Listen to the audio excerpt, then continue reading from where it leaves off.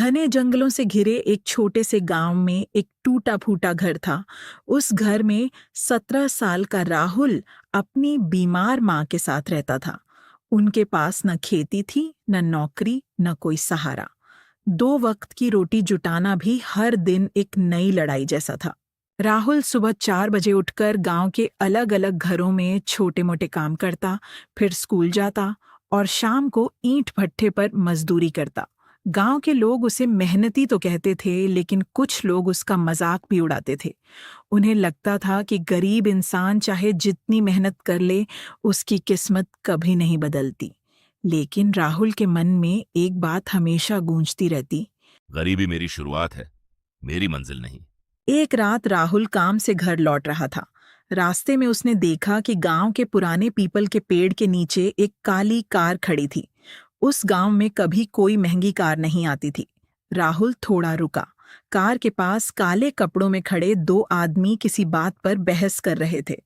तभी अचानक कार का पिछला दरवाजा खुला और एक बूढ़ा आदमी लड़खड़ाते हुए बाहर गिर पड़ा। दोनों आदमी घबरा गए।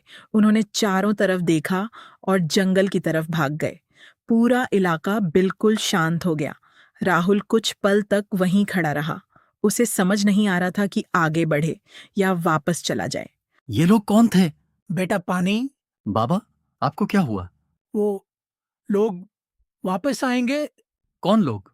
बूढ़ा कुछ बोलने ही वाला था कि उसकी नजर दूर जंगल की तरफ चली गई। उसके चेहरे पर डर साफ दिखाई दे रहा था। राहुल ने जल्दी से अपनी पानी की बोतल निकाली। बूढ़े ने एक घूंट पानी पिया। फिर उसने अपनी जेब से एक पुरानी पीतल की चाबी निकाली। चाबी पर एक अजीब निशान बना था।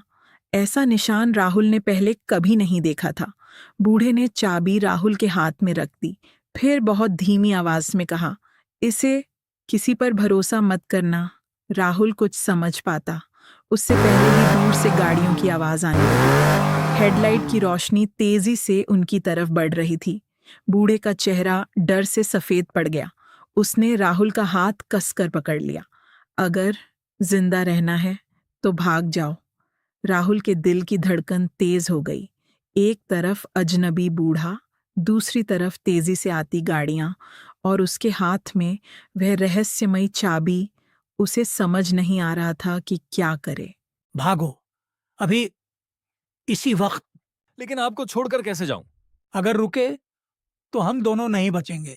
तभी जंगल के अंधेरे से एक आवाज गूंजी। वो लड़का यहीं कहीं है, चाबी उसी के पास होगी। राहुल के चेहरे का रंग उड़ गया। उसने पहली बार महसूस किया कि वह अनजाने में एक ऐसे रहस्य का हिस्सा बन चुका है जिसके पीछे खतरनाक लोग पड़े हैं। पार्ट 1 समाप्त। अगले भाग में राहुल अपनी जान बचाने के लिए भागेगा, लेकिन जब वह घर पहुंचेगा तो उसे पता चलेगा कि कोई उससे पहले उसके घर पहुंच चुका है और उसकी मां गायब है।